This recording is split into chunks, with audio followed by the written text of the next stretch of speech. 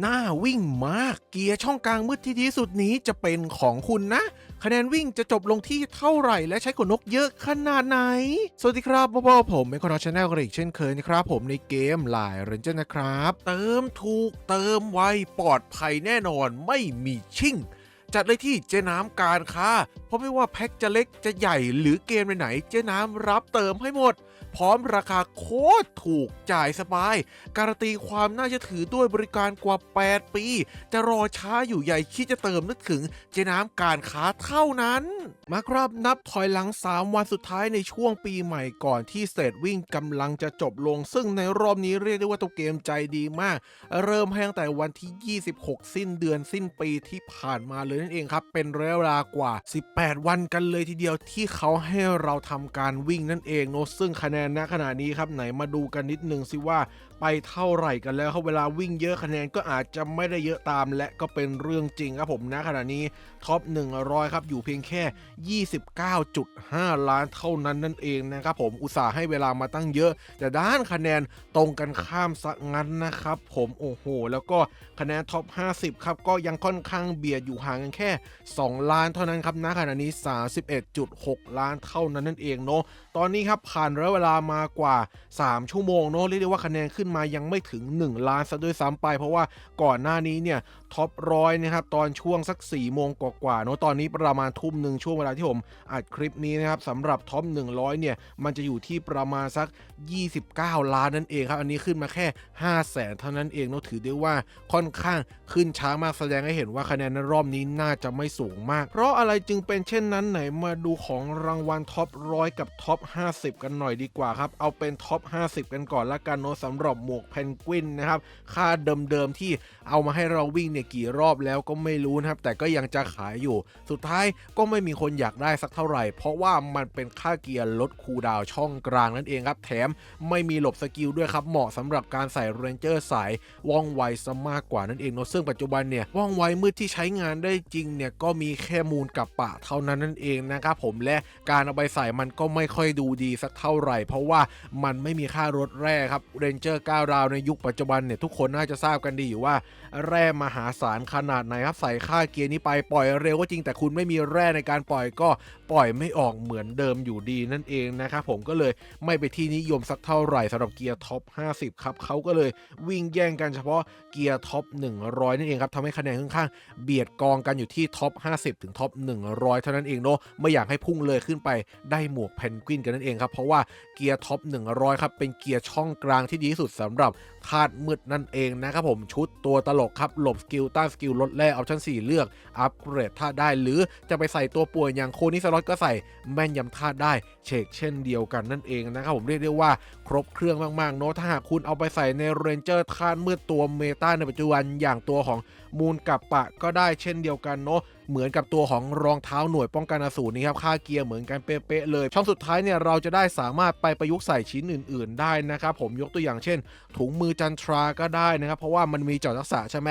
บวกค่าต้านเข้าไปครับผมทำให้สายของไวเนี่ยมีหลบครบ80ครับและต้านทะลุ100ครับผมถือว่าใส่ได้อย่างสมบูรณ์แบบนั่นเองเนาะหรือแม้กระทั่งเอาไปใส่บอสมืดก็ได้เช่นเดียวกันนั่นเองนะเพราะว่าเข็มกัดของลอยเพิ่งออกมาในรอบสปายแฟมิลี่ที่ผ่านมาถูกต้องไหมครับมีหลบสกิลคู่กับเจาะทักษะในชิ้นเดียวกันแต่ไม่มีต้านสกิลเนาะเราก็เลยต้องไปหาค่าต้านสกิลจากเกียร์ช่องกลางชิ้นนี้แทนนะครับผมเพื่อให้มีหลบครบ100นะครับแล้วก็ต้านครึ่งหนึ่งนั่นเองครับที่ต้องมีต้านครึ่งหนึ่งเป็นอย่างต่ำเนี่ยเพราะว่าส่วนใหญ่แล้วมันจะได้ไม่ต้องโดนดาเมจเรนเจอร์สายของไวตัวเก่าๆที่มันอาจจะเบาหรือว่าเรนเจอร์สายพลังที่ดาเมจไม่ค่อยมีเป่าปิวเอาได้ง่ายๆนั่นเองนะครับผมจะได้ยืนรอดกันได้บ้างนั่นเองนะครับใช่แล้วเพื่อให้เซตเกียร์เมตาของหลายๆทีมถือกำเนิดขึ้นครับผมไม่ว่าจะเอาไปใส่มูลกับปะก็ตามใส่ตัวของบอสมือก็ตามหรือบางคนยังใช้โคนี่สล็อตแบบผมอยู่ก็จำเป็นต้องมีค่าเกียร์ช่องกลางชิ้นนี้มาเสริมนั่นเองครับผมเพื่อให้ครบเครื่องในตัวเดียวนั่นเองนะครับหลบครบต้านครบมีพลังโจมตี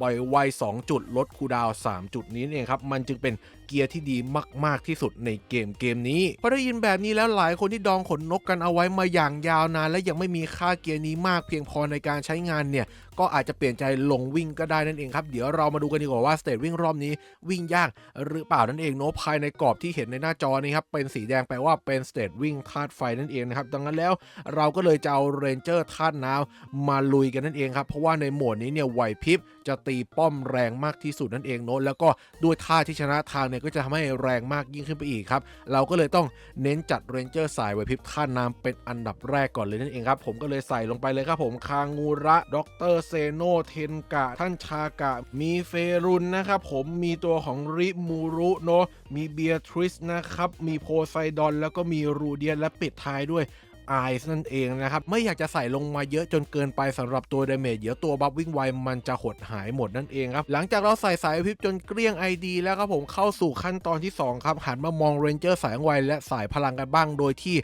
เน้นไปที่เรนเจอร์ที่มีบัฟวิ่งไวกันนั่นเองนะครับผมเลยผมเลือกรูโดครับต่อมาเลือกฟิตนะครับผมแล้วก็ตามมาด้วยไลออสนะครับมีบราวโพไซดอนนั่นเองเนาะสำหรับท่าน้ำผมหมดเพียงเท่านี้นะครับก็เลยหันเหไปทางแสงมืดกันบ้างเพราะว่าเป็นท่าเสมอทางกันหรือบางคนจะไปสนใจเลือกธาตุไฟก่อนก็ได้เช่นเดียวกันนั่นเองเนาะแต่แสงมืดมันมีน้อยกว่าผมก็เลยให้ใส่แสงมืดกันก่อนเนาะผมเลือกนาฬิกาปู่มานะครับมีบราวอนูบิสนะครับผมแล้วก็มีโสมเนาะบางคนจะเลือกตัวของบราวไกทองเพิ่มก็ได้นะครับหรือว่าบราวอัศวินอะไรพวกนี้ที่มีบัฟวิ่งไวกันเป็นหลักแล้วก็เน้นปั้นแม็กไว้ก่อนเพื่อให้มันมีความถึกพอประมาณที่จะยืนรับดาเมจป้อมหรือตัวศัตรูได้ในสเตตวิ่งนั่นเองนะครับผมพอใส่หมดเรียบร้อยหากที่คุณยังเหลือนะครับก็ไปมองธาตุไฟกันต่อตามที่เรานัดแนะกันไว้เนาะอย่างผมนี่ก็ใส่คิริวมาเพิ่มเติมนะครับแล้วก็ตัวของซากาตะกินโทคิที่มีบัฟวิ่งไวนั่นเองครับโดยหลายคนอาจจะสงสัยว่าทำไมผมเลือกเรนเจอร์ตัวเก่ากึกอย่างคิริวมาลงสนามนะครับเพราะว่าตัวชนในทีมผมเนี่ยค่อนข้างที่จะน้อยส่วนใหญ่จะยืนกองกลางและกองหลังกันเป็นหลังเนาะก็เลยต้องเอาตัวเรนเจอร์มารับดาเมจเพิ่มเติมกันบ้างนั่นเองครับอีกทั้งตัวคิริวของมันเนี่ย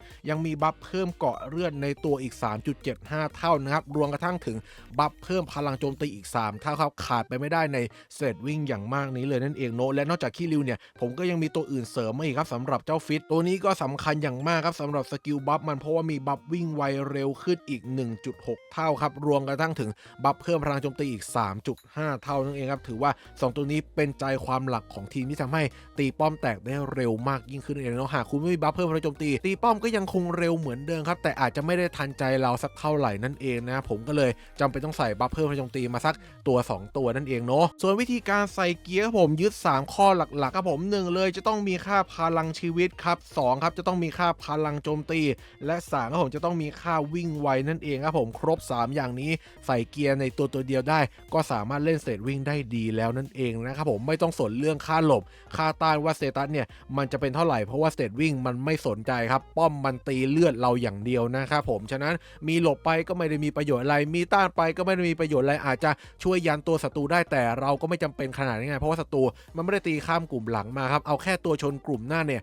ยืนรับดาเมจได้นิดหน่อยก็เพียงพอแล้วเดี๋ยวให้ดาเมจเราเป่ากระจุยไปในพริบตาก็ไม่ใช่เรื่องแปลกเรื่องยากอะไรแต่อย่างใดนั่นเองนะผมการใส่เกียร์เลยต้องยึด3ข้อนี้กันเป็นหลักเนาะโดยเฉพาะการที่จะต้องเอาค่าพลังชีวิตกับค่าพลังโจมตีกายหรือพลังโจมตีเวทเนี่ยอยู่ในเกียร์ช่องเดียวกันซึ่งเป็นเกียร์ช่องอาวุธจะดีที่สุดเพราะว่าช่องกลางเราจะได้ใส่ค่าเกียร์รองเท้าได้เนาะถ้าหากคุณไม่มีพลังชีวิตในช่องอาวุธคุณก็ต้องมาหาใส่ในเกียร์ช่องกลางแทนเนาะยกตัวอย่างเป็นเกียร์ของรองเท้าเตียวหุยหรือว่าอาพรเล่าปีก็ได้นะครับมีพลังชีวิตแต่ว่าคุณจะเสียค่าลดแร่ไปเนาะทำให้แร่อาจจะเยอะนิดนึงทำให้ปล่อยตัวออกมาได้ช้ากว่าชาวบ้านเขาเล็กน้อยนั่นเองนะครับผมและปิดท้ายด้วยนาฬิกาเพิ่มวิ่งไวอีกสัก1จุดจะดีที่สุดเลยนั่นเองแต่ถ้าหากตัวไหนแร่เยอะไปทำแบบนี้ไม่ได้นะครับก็คุณต้องใส่ลดแร่เพิ่มเติมสัก2จุดแล้วกันเนาะถ้า1จุดมันไม่เพียงพออย่างท่านชากะแบบนี้นะครับมันจะปล่อยตัวได้ลำบากมากๆเลยนั่นเองเนาะเอามาช่วยเติมทีมได้ไม่ทันครับดังนั้นแล้วเลนลดแร่ไปก่อนที่จะให้มันวิ่งไวมากขึ้นจะดีมากกว่านั่นเองเนาะและข้อแถมข้อที่4ครับหากเป็นไปได้นะครับผมคุณมีเกียร์เหลือเนี่ยพยายามใส่อัปเกรดท่ามาในเรนเจอร์ไหวพริบดาเมจบางตัว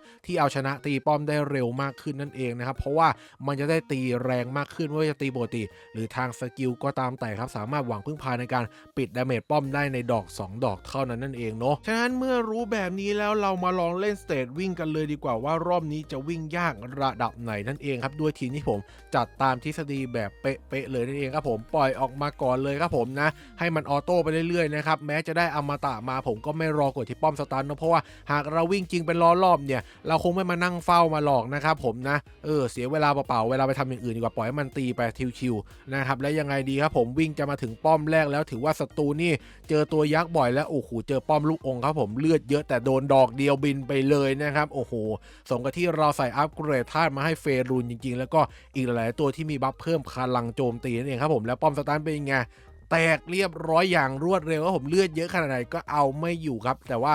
รอบนี้เหมือนเจอป้อมสตันค่อนข้างเร็วนะครับแค่200กว่าเมตรเองนะมาครับผมวิ่งกันไปต่อครับปล่อยเรนเจอร์ออกมาครบถ้วนหมดแล้วครับผมเหลือเวลาอีก40นาทีครับถึงป้อม400จะไปได้ไกลแค่ไหนกันเชียวโอเคได้บัฟฮิวเลือดมานะครับผมแล้วก็ติดศัตรูเล็กน้อยครับผมและยังไม่มีใครบัฟวิ่งไวกว่าจังหวะนี้เสียดายเวลาจัดๆนะโอ้โหเจอป้อมลูกอมอีกแล้วถ้าใครมีเรนเจอร์ท่าน้ำน้อยที่บอกได้เลยว่ารอบนี้วิ่งยากนะเพราะว่าเจอแต่ป้อมเลือดเยอะๆทั้งนั้นเลยนะเอาลงลำบากอยู่เหมือนกันนะครับแต่ว่าถ้าคนเล่นมานานเนี่ยมีตัวให้เลือกเยอะก็อาจจะชิวๆแบบผมนั่นเองนะครับผมโอเคไปกันต่อป้อมที่600แล้วเหลือประมาณครึ่งนาทีนะจะไปได้อีกไกลแค่ไหนเอ่ยขอไกลๆหน่อยได้ไหมสัก900เลยนะครับโอเค700ทะลุผ่านมาเรียบร้อยครับเหลืออีก200เมตรจะถึงตามเป้าจะทำได้หรือไม่กับอีก20วินาทีโอ้โหดันมาเจอป้อมสตันตอนนี้โอเค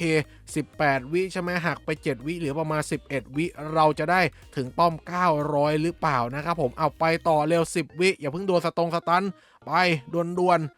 วิ่งไปลูกป้อมที่เกือบ900ครับผมแต่ว่าตีโคตรแรงโอเคเราพังได้อย่างรวดเร็วทันใจเมื่อกี้ดาเมจจากใครไม่รู้น่าจะเฟรุนนะครับเพราะว่ามีอัปเกรดธาตุอยู่แล้ว920 41ครับผมโอ้โหเอาเรื่องจัดนะในรอบนี้แล้วก็เนื่องจากเราไม่มีตัวบัฟเลยนะครับผมเพราะเดือนนี้เราไม่ได้เปิดกาชาเนาะเราก็เลยได้แค่คูณ1เท่านั้นครับได้คะแนนเพียวๆอยู่ที่ 94,110 คะแนนและก่อนจะไปคาดเดาคะแนนกันเราขออนุญาตย้อนมาดูสถิติเก่ากันหน่อยเนาะล่าสุดที่มีค่าเกียร์2ค่านี้ออกมาเป็นของรางวัลเนี่ยนะก็ครั้งที่68เลยนะครับในช่วงครบรอบมีนาคม11ปีที่แล้วเลยนั่นเองนะครับไหนดูผลลัพธ์กันหน่อยสิว่าเป็นอย่างไรสำหรับคะแนนท็อป100นะครับในรอบหลังเนาะไหนดูซิ85 ล้านเลยเหรอโอ้โหแต่ว่าทุกคนจะสังเกตเห็นไหมครับ85 ล้านกับทุกคนจนถึงท็อป50กันเลยทีเดียวนะครับผมคะแนนเบียดกันมากๆครับเรียกได้ว่าอยู่กันทุกคนครับผมเบียดกันแค่หลักพันเท่านั้นเองเนาะเผื่อๆหลักร้อยด้วยนะครับผมโอ้โหเอาเรื่องจัดคือผิดนิดเดียวคือทะลุขึ้นไปท็อป50เลยหรือว่าคุณต่ำกว่านี้นิดเดียวเนี่ยคุณลงมาต่ำกว่า100เลยนะครับผมโอ้โหเอาเรื่องจัดนะเบียดกันไปอยู่ได้ยังไงวะเนี่ยอึดอัดแล้วก็มีอีก1รอบครับที่มาคู่กันนั่นคือช่วงของปีใหม่นั่นเองนะครับผมเหมือนกับปีนี้เลยเนาะปีแล้วนี่เวลาตรงกันเป๊ะๆที่ของรางวัลเหมือนกันนั่นเองนะครับไหนดูซิท็อป100ครับผมคะแนนเท่าไหร่โอ้โห5 ล้านเท่านั้นนั่นเองครับต่างกันตรงที่ว่าในช่วงครบรอบปีที่แล้วเนี่ยมันมีเรนเจอร์ให้เราเปิดไงแปลว่าตัวบัฟคะแนนก็จะมีในหลายๆคนนั่นเองครับทำให้วิ่งแล้วได้คะแนนสูงกว่าคะแนนมันก็เลยสูงกว่าเมื่อเทียบกับในรอบปีใหม่ที่หลายคนอาจจะไม่ได้เปิดกาชาและไม่มีตัวบัฟวิ่งนั่นเองนะทำให้คะแนนรอบนี้มันน้อยกว่าแม้จะของรางวัลเป็นเกียร์ชิ้นเดียวกันก็ตามแต่นั่นเองครับและดูคะแนนครับเหมือนกับเมื่อสักครู่นี้ไหมโอ้โหเบียดกันแน่นเอียดนะครับผม55 ล้านจนกระทั่งถึงท็อป50กันเลยทีเดียวนะครับผมโอ้โหเบียดกันเท่าไหร่วะเนี่ยไหนดูหน่อยสิไม่ถึง 50,000นะมั้งเนี่ยดังนั้นถ้าจะยึดคะแนนสถิติเก่านะครับอ้างอิงของปีใหม่ปีที่แล้วอันนี้จะดีกว่าอันที่ครบรอบนั่นเองนะครับผมก็ประมาณสัก55 ล้านใช่ไหมครับแล้วไหนมาดูของเรานะปัจจุบันนี้ซิท็อป100นะครับอยู่ที่ 29.5 ล้านนะครับผมเหลือเวลาอีก3วันกว่าถ้าจะขึ้นไปได้สูงปรี๊ดเลยนะก็ไม่น่าเกิน70 ล้านครับแต่ว่าอันนั้นผมถือว่า worst case สุดๆไปเลยเนาะไม่มีทางที่จะกลุ่มก้อน50คนเนี่ยไต่ขึ้นไปพร้อมกันถึง70 ล้านได้ภายใน3วันหรอครับผมเพราะว่าต่างคนก็ต้องต่างคอยดูคะแนนกันนั่นเองครับให้รักษาระยะไม่ให้ต่ำกว่า100และไม่ให้สูงกว่า50นั่นเองครับคงไม่มีใครวิ่งล้ำหน้าไปรออย่างแน่นอนนั่นเองครับเพราะว่าคะแนนมันจะเบียดกันเหมือนกับในรอบที่ผ่านมาเพราะว่าไม่มีใครอยากได้หมวกเพนกวินในท็อป50กันนั่นเองนะครับผมฉะนั้นแล้วดูจากสภาพแล้วคงพอเดิมครับสุดๆเลยก็คงไม่เกิน60 ล้านนั่นเองนะครับเพราะว่าคอยมองกันและกันก็กระดึบขึ้นไปทีละเล็กทีละน้อยนะผมว่าท้ายก็อาจจะวิ่งกันเยอะหน่อยนั่นเองนะครับโดยเฉพาะต่ำกว่าท็อป100ลงมานะผมเห็นคะแนนมันน้อยอะไรอย่างนี้ก็เลยอยากจะได้กันภายหลังคะแนนมันถึงจะพุ่งในช่วงท้ายนั่นเองนะครับซึ่งหลายคนพอเห็นแบบนี้แล้วอาจจะตาลุกวาวอยากจะตัดสินใจลงวิ่งเพราะคะแนนมันน้อยและเกียร์ก็ดันดีนะครับฉะนั้นแล้วเรามาดูกันดีกว่าจะต้องใช้ขนนกทั้งหมดเท่าไหร่นั่นเองนะครับสมมุตินะผมตั้งเลย60 ล้านครับคะแนนที่จะจบในท็อป100รอบนี้อาจจะไม่ถึงเนาะอันนี้คำนวณเผื่อไว้นะครับโดยเราจะเอา60 ล้านเป็นตัวตั้งนะครับและจับหารด้วยคะแนนต่อ1รอบของเราเนาะสมมุติว่าผมได้ 90,000 คะแนนละกันนะใครที่ได้น้อยกว่านี้ก็หารมากกว่านี้นั่นเองนะครับผมจะได้ทั้งหมด 667 รอบในการวิ่งถึง60 ล้านนั่นเองนะครับและ667 รอบเนี่ยต่อรอบผมวิ่งแบบย่างเนาะใช้200ขนนกเพราะคูณ10นะครับผมจะต้องมีขนนกทั้งหมด 133,400 เป็นอย่างต่ำนั่นเองนะครับใครที่คะแนนต่อรอบน้อยกว่านี้นะครับก็ต้องมีขนนกเพิ่มมากขึ้นเพื่อชดเชยในส่วนที่คะแนนเราแหว่งหายไปในแต่ละรอบนั่นเองครับก็คือต้องวิ่งรอบเยอะมากขึ้นนั่นแหละบอกได้เลยว่าใครที่มีขนนกถึง 200,000 นี่วิ่งชิลได้ชัวร์ๆในรอบนี้ครับแต่อาจจะเหนื่อยหน่อยที่ต้องมาเฝ้าระวังว่าคะแนนเรามันจะพุ่งเกินไปท็อป50หรือเปล่าหรือถ้าหากเราวิ่งน้อยลงไปหน่อยเนี่ยคะแนนมันจะร่วงต่ำกว่าท็อป100หรือเปล่านั่นเองครับเพราะว่าคะแนนมันเบียดกันมากๆจากสถิติเก่า2รอบที่ผ่านมาล่าสุดปีที่แล้วนั่นเองนะผมก็เป็นกำลังใจให้ทุกคนที่ลงแข่งลงวิ่งนั่นเองนะครับผมขอให้โชคดีได้เกียร์ตามที่ต้องการนั่นเองนะครับหวังว่าคลิปนี้จะเป็นประโยชน์ให้แก่ทุกท่านที่ลงสนามกันนั่นเองเนาะและก่อนจะลาไปอย่าลืมกดไลค์กด Subscribe กดกระดิ่งแจ้งเตือนเป็นกำลังใจให้ช่องแมคโครน้อยกันด้วยนั่นเองนะครับสำหรับวันนี้ก็ประมาณนี้ครับผมลาก่อนนะครับสวัสดีครับบ๊ายบาย